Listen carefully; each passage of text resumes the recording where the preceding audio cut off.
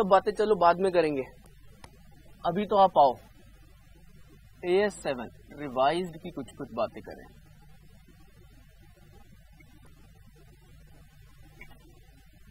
Financial account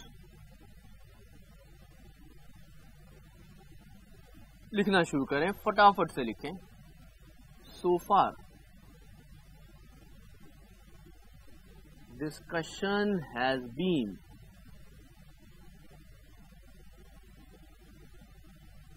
on the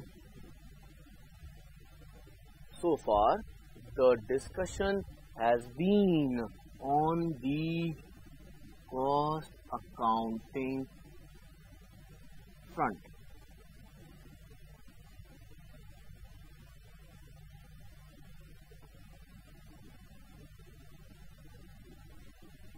Now we start the discussion on AS7 revised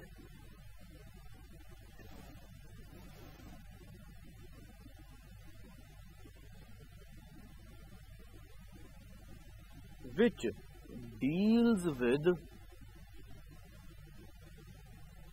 financial P&L account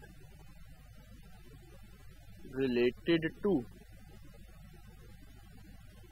contract accounting. अभी तक मैंने ना कुछ भी वैसे काम की बात नहीं लिखवाई, मैंने अभी सबको सिर्फ ये लिखवाया कि भाई अभी तक discussion has been on cost accounting front. अब हम स्टार्ट करते हैं AS7 की डिस्कशन। सर ये लाइनें क्यों लिखवा दी? ये इसलिए लिखवाएं बेटा जी क्योंकि जब 4 महीने बाद आप रिवाइज करोगे तो अचानक आपको ना एक झटका लगेगा। आपको लगेगा यार अब तक तो कॉन्ट्रैक्ट अकाउंट बनता था, कॉन्ट्रैक्ट रिजर्व आता था, सारी बातें होती थी, माय अपॉलॉजीज, अब तक तो सारी बातें होती थी, तो अचानक से ये कहां से कॉन्सेप्ट शुरू हो गया। और ये थोड़ा अजीब सा कॉन्सेप्ट है। पता है अजीब क्यों है? क्योंकि ये बहुत सिंपल है। आप इतनी टेढ़ी मेढ़ी चीजें करके आए हो, मम्मी का फोन आया था, फिर ऐसे हो गया था, फिर वैसे हो गया था, बड़े सारे झंझट हो गए थे। ये बड़ा सिंपल है, इसलिए आपको बड़ा अजीब लगेगा। देखना बड़ा सिंपल। केस 1 सबसे पहला,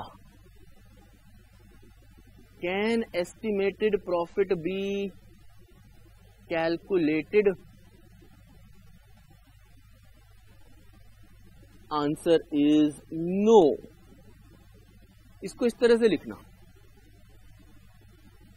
can EP be calculated?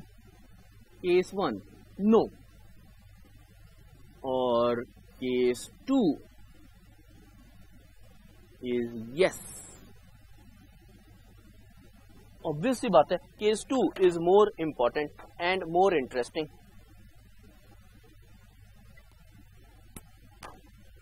Case 2 is clearly more important and interesting. Case 1 की बात समझ लेते हैं एक सेकंड में। Do not book any profit in P&L account till the contract gets over। कोई प्रॉफिट मत बुक करिए P&L में जब तक कॉन्ट्रैक्ट खत्म ना हो जाए। सारा प्रॉफिट, सारा रेवेन्यू, सारी cost in the last year.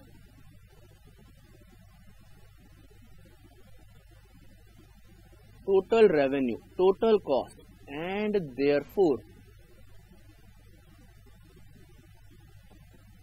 total profit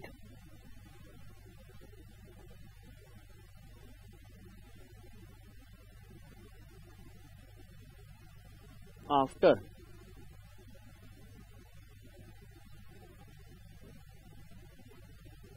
project completion। Total revenue and cost and therefore profit. Sir हमें पता ही नहीं है टोटल कॉस्ट कितनी होगी, तो जब टोटल कॉस्ट ही नहीं पता तो टोटल रेवेन्यू भी नहीं पता। और देयरफॉर टोटल प्रॉफिट का आता पता नहीं है। भाई जब टोटल प्रॉफिट ही नहीं पता तो ये कैसे पता कि प्रॉफिट होगा? सर ये तो बिल्कुल गुत्थी की बातें कर रहे हो आप, पलक की तरह बातें कर रहे हो। भाई सच बात तो यही है, टोटल कॉस्ट पता चलेगी तो रेवेन्यू में से माइनस करके प्रॉफिट निकलेगा। और अब जब तक मुझे कॉस्ट ही नहीं पता तो ये भी नहीं पता कि प्रॉफिट कितना है। ये भी तो हो सकता है लॉस हो, थिंक अबाउट इट। ये भी तो हो सकता है 1 सेकंड को कि लॉस हो। भाई कॉस्ट पता ही नहीं कितनी होंगी, हो सकता है रेवेन्यू से ज्यादा हो जाए। तो डर के मारे आप 1 भी रुपए का प्रॉफिट नहीं ट्रांसफर करते घर पे। सारी चीजें आखिरी ईयर में होती हैं। Case 2, EP can be calculated. Yes. Transfer to P&L is equal to EP into work certified upon contract price.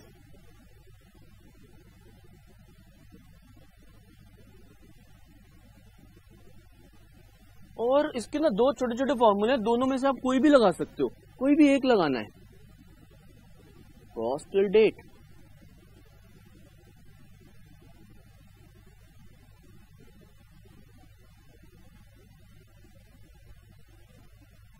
इसके बीच में एक बहुत बड़ा क्या है, OR।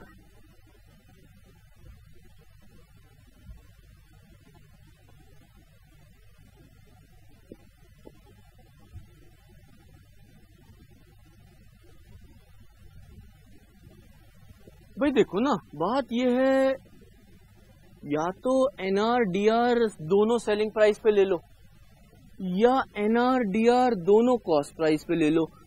आपको तो प्रोपोर्शन निकालने से मतलब है। What is these 2 circles all about? Circles is proportion. Sir DOC का कोई काम नहीं है? नीचे करें भाई जरा। Degree of completion has no role to play. Degree of completion का कोई रोल नहीं है।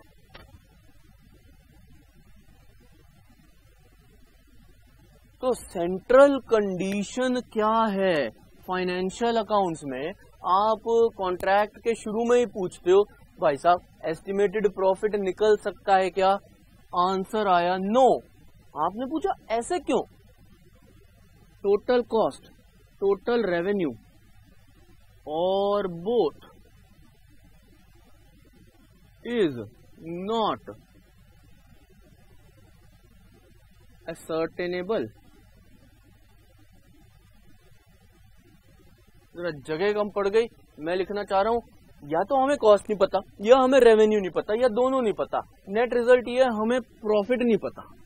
अब जब प्रॉफिट नहीं पता तो फिर बैठो और चुप बैठो और साल क्या पूरा कॉन्ट्रैक्ट खत्म होने की इंतजार करो, उसके बाद करना जो करना है।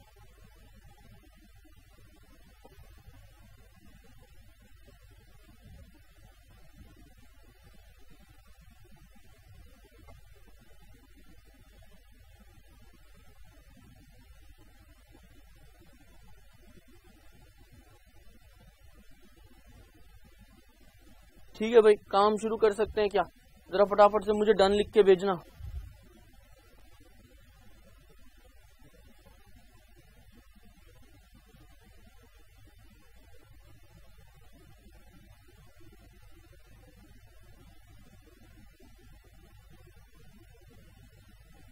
ठीक है जी, क्वेश्चन नंबर 13 देखें जरा।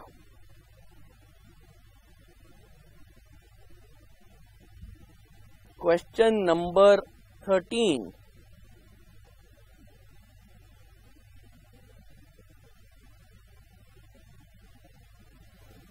कह रहा है XYZ contractors obtained a contract to construct a house for ₹8 lakh, यानी कि पूरा contract price is 8 lakh. Work was started on January 1st and it was estimated that the contract would take about 15 महीने। 15 महीने लगेंगे, यानी 12 महीने इस साल के और 3 महीने अगले साल के। डिटेल्स हमें कुछ कुछ गिवन है।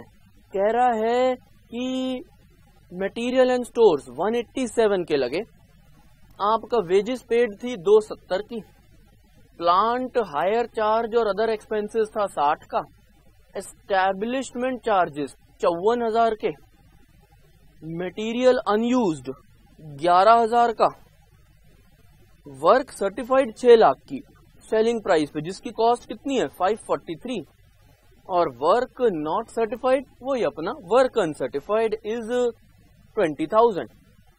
ठीक है जी, होगा कुछ कुछ हिसाब किताब। फिर अब मुझे जरा ये बताओ, अब तक जितनी बातें हुई हैं ये हिस्टोरिकल थी या फ्यूचरिस्टिक थी? जल्दी से बताओ, मैं तो आपके बच्चों के मुंह से सुनना चाहता हूँ। ये अब तक की जितनी बातें थी हिस्टोरिकल थी या फ्यूचरिस्टिक थी? जल्दी से बताइए, हिस्टोरिकल थी या फ्यूचरिस्टिक थी? हिस्टोरिकल थी। वेरी गुड, एक्चुअल थी। अब जरा पीछे पलट के देखें, पढ़ना जरा दो चार चीजें, क्या क्या लिखा हुआ है पढ़ना भाई, जरा दो चार चीजें क्या क्या लिखा हुआ है। एडिशनल मटेरियल लगेगा 25 का, वेजेस लगेंगी 20 की, सब कॉन्ट्रैक्ट लगेगा 50। सब कॉन्ट्रैक्ट का पता है क्या मतलब होता है? किराएदार अपना घर खुद किसी और को दे दे, दैट इज सब लेटिंग। मेरे को पुल बनाने का कॉन्ट्रैक्ट मिला, मेरे पास लेबर नहीं थी, मैंने थोड़ा सा पोर्शन दूसरे को कॉन्ट्रैक्ट पे दे दिया, तो मेन सरकार को नहीं बताया कि मैं आपका काम नहीं कर रहा, किसी और से करा रहा हूं। बट एक तरह से मैंने ये सोचो, मुझे प्रो एजुकेशन ने कॉन्ट्रैक्ट दिया कि जाओ भाई बच्चों को पढ़ाओ, मैं एक क्लास के लिए नहीं आ पा रहा था, तो मैंने अपने जगह एक दूसरे टीचर को पैसे दिए। मैंने कहा देख भाई ये पकड़ तू अपने पैसे और तू मेरी जगह जाके पढ़ाया, दैट इज सब कॉन्ट्रैक्टिंग। जो कॉन्ट्रैक्ट मुझे मिला था वो मैंने आगे किसी और को दे दिया। उसके चार्ज है 50,000 रुपए, प्लांट हायर लगेगा 10, एस्टैब्लिशमेंट एक्सपेंस है 11,800, कंटीजेंसी प्रोविजन है 5% of total cost. You are required to, मुझे जरा देख के बताओ, यू आर रिक्वायर्ड टू में क्या कहीं भी आपको कॉन्ट्रैक्ट अकाउंट बनाने के लिए बोला गया है क्या? कॉन्ट्रैक्ट अकाउंट बनाने के लिए बोला गया है क्या? नहीं सर, कॉन्ट्रैक्ट अकाउंट बनाने के लिए तो नहीं बोला गया है। तो फिर क्या कर सकते हैं हम? सर फिर हम क्या कर सकते हैं हम? सर इसका मतलब ऐसा लग रहा है ये तो AS7 के हिसाब से हिसाब किताब चलने वाला है। जी हाँ, बिल्कुल ठीक समझा आपने।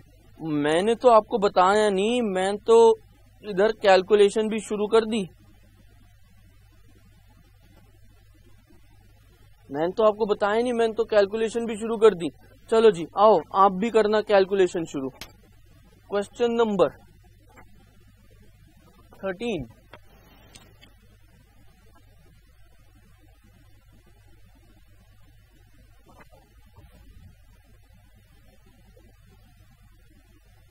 P&L transfer is equal to estimated profit into work certified upon contract price, or estimated profit into cost till date divided by total estimated cost। दोनों में से कोई भी यूज हो सकती है, आपकी मर्जी, गलत कुछ नहीं होगा, दोनों ठीक है। हम तो एक एक करके बातें कर लेते हैं। एस्टिमेटेड प्रॉफिट कितना है पता नहीं, ये आएगा वर्किंग नोट नंबर 1 से, but work certified is 6 lakh divided by, और टोटल काम कितने का था 8 लाख का।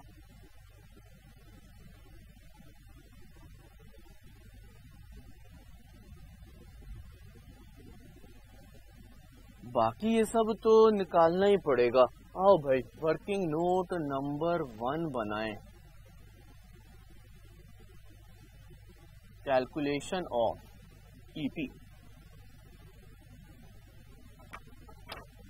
बड़ा बच्चों वाला है, कुछ मुश्किल नहीं है आपके लिए। तो ईपी का क्या मतलब है? Contract price minus total estimated cost, this is what it means. और टोटल एस्टिमेटेड कॉस्ट का क्या मतलब है? Actual for 12 months and estimated for next 3 months। This is what it means.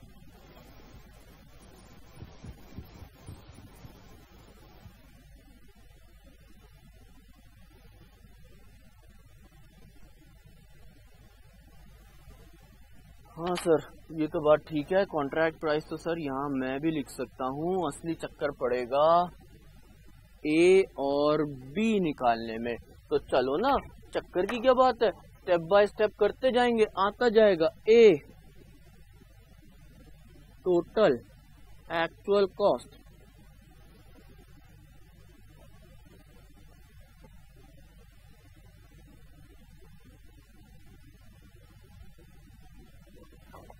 पहला material and stores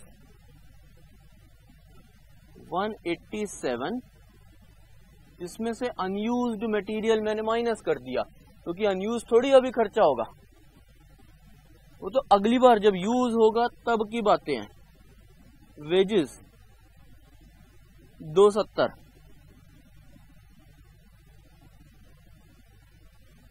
plant hire 60,000, establishment charge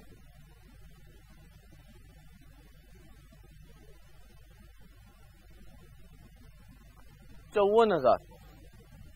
sir ये establishment charge क्या होता है, जरा सब बच्चे 2 मिनट पेन रोक के सुने। आप जब भी कहीं जाओगे ना, किसी भी कंस्ट्रक्शन साइट पे, आप देखोगे कि एक ऑफिस बना होता है, जहां पर भाई मेन कागज पत्री रखा होगा, जहां पे ऑफिसर आके बैठेगा, एक पीने के पानी की जगह होती है, लोग वहां आके खाना खाते हैं। नहीं तो क्या बहुत उड़ रहा था सर, धूल बहुत उड़ रही थी, वहां पर थोड़ी खाना खाओगे। पता चला घर से तो आप लाए हो पूड़ी, और खाते टाइम उसमें और भी कुछ कुछ पड़ रहा है, धूल इतनी उड़ रही है। तो इन सब चीजों के लिए ना एक एस्टैब्लिशमेंट बनानी पड़ती है, उसको बोलते हैं एस्टैब्लिशमेंट चार्जेस। चलिए जी आगे बढ़े। एस्टैब्लिशमेंट चार्जेस 54,000, मटेरियल अनयूज्ड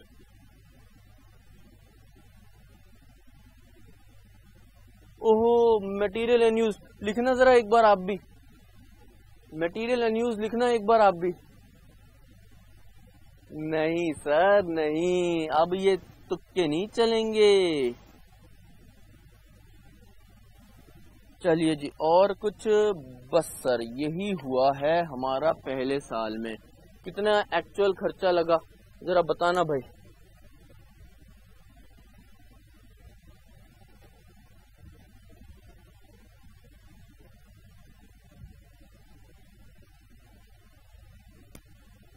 अरे ये क्या नंबर निकाल दिया,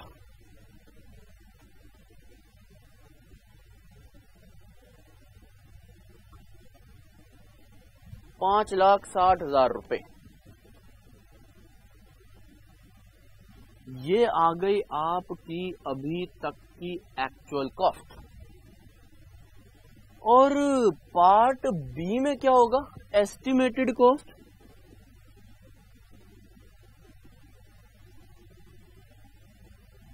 पार्ट बी में क्या होगा, एस्टिमेटेड कॉस्ट में कह रहा है मटेरियल। अब जरा बात को ध्यान से समझना, 11,000 का पिछली बार क्लोजिंग था, जो पिछली बार के खर्चों में नहीं आया, इस बार के खर्चों में आएगा। और उसके अलावा what is the keyword return, additional. Keyword return is additional. Wages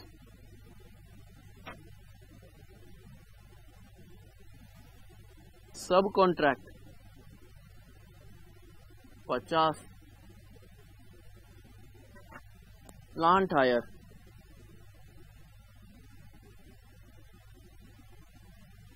10, establishment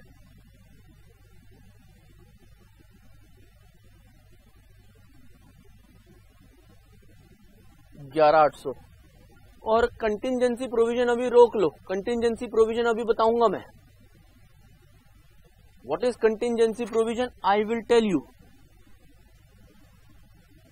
बताना भाई कितना हो रहा है।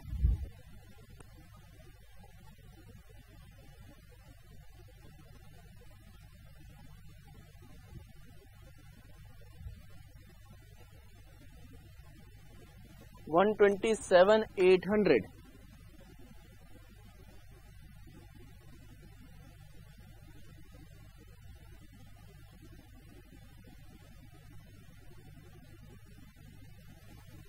सर ये तो ठीक है, इस बार तो हद ही हो गई।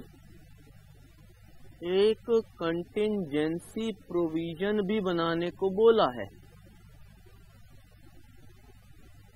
What is contingency provision? भाई जैसे जो पिछली बार अमाउंट 9,000 का गिवन था, भाई कल को कोई नुकसान ना हो जाए। हमें आज तो पता नहीं अगले 6 महीने एग्जैक्टली क्या होने वाला है, तो कल को कुछ नुकसान ना हो जाए, इसके चलते मैंने ऑलरेडी थोड़ा बहुत एक 5% बनाने को बोला है। हमने कहा हाँ 5%, जल्दी बताओ किसका? कह रहा है टोटल कॉस्ट का। मैंने कहा ये तो बड़ी गड़बड़ हो गई। ध्यान से देखें पॉइंट सी,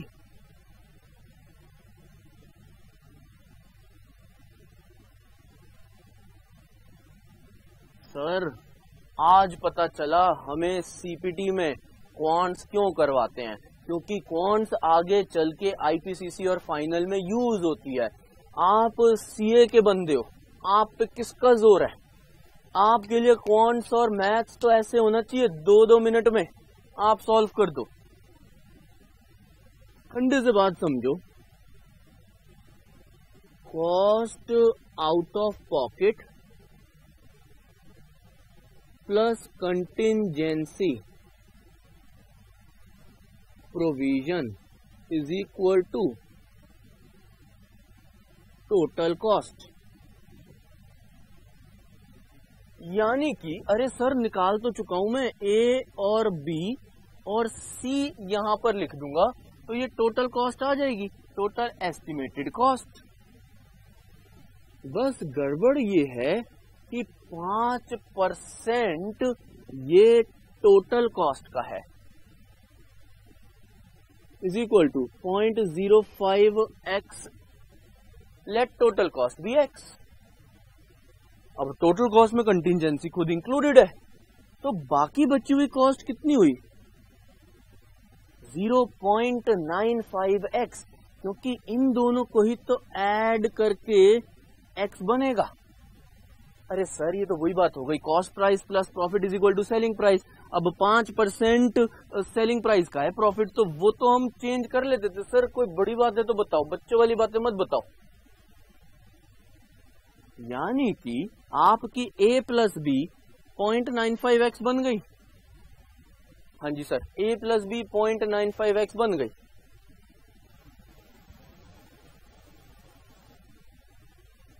आइए जी जरा आगे आए, a प्लस बी 0.95x बन गई। That means 0.95x is equal to a plus B. बताना भाई x की वैल्यू।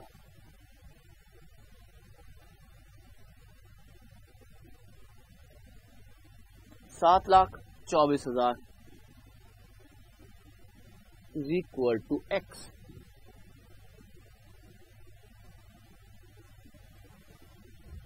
इसका 5%। अब निकाल भी लो नहीं भी निकालो कोई फर्क नहीं पड़ता, क्योंकि मुझे तो टोटल कॉस्ट चाहिए थी 36,200 आ गई। कंटिंजेंसी का प्रोविजन जो किस पे बेस था? टोटल पे ही बेस था। तो मैंने कहा भाई टोटल का अगर 5% है तो जो बाकी बची वो 95% होनी चाहिए। बाकी कितनी बची? ये रही a प्लस बी। तो अगर इन दोनों का सम टोटल 95 है तो बताओ x कितनी हुई टोटल? 724।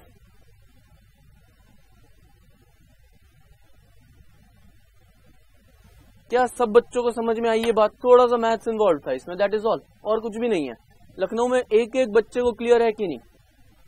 कृतिका, आयुषी, प्रियंका, अनुश्री, रजनी, आयुष और हाजरा में हमारे मनीष भाई साहब और Nitin, Neha, Tausiq and Vaibhav. Is this clear to everyone? चलो जी डन। तो बस अब बचा क्या है? 724, 76,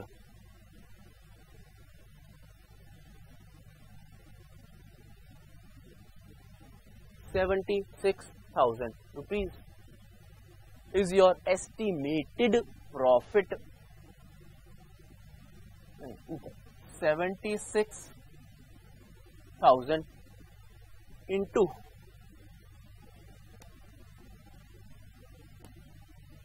अगर हम पहला यूज करेंगे तो P&L में ट्रांसफर के लिए भेजेंगे 57 और अगर बाय चांस दूसरा यूज करेंगे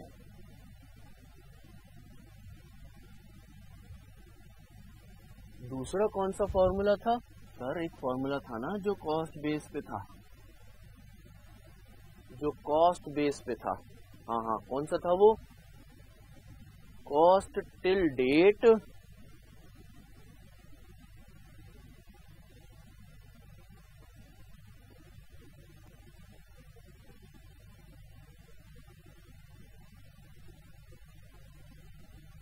बताना भाई, कॉस्ट टिल डेट में क्या लिखूं मैं? अच्छा चलो मैं नहीं बता रहा, अब ये बात आप बताओगे, कॉस्ट टिल डेट में क्या लिखूं?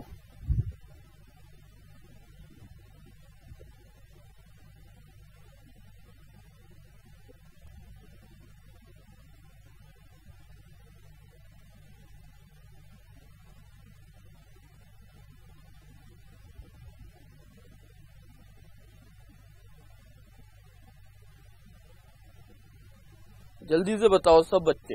हाँ जी, 5,60,000। आओ भाई फिर लिख ही ले 5,60। तो भाई फिर कितना प्रॉफिट ट्रांसफर हो रहा है?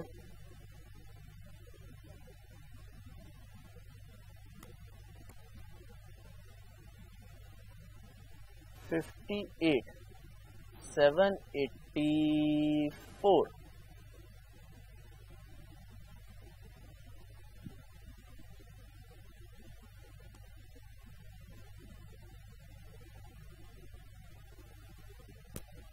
इस क्वेश्चन में एक छोटा सा एक टाइपो ठीक कर लीजिएगा।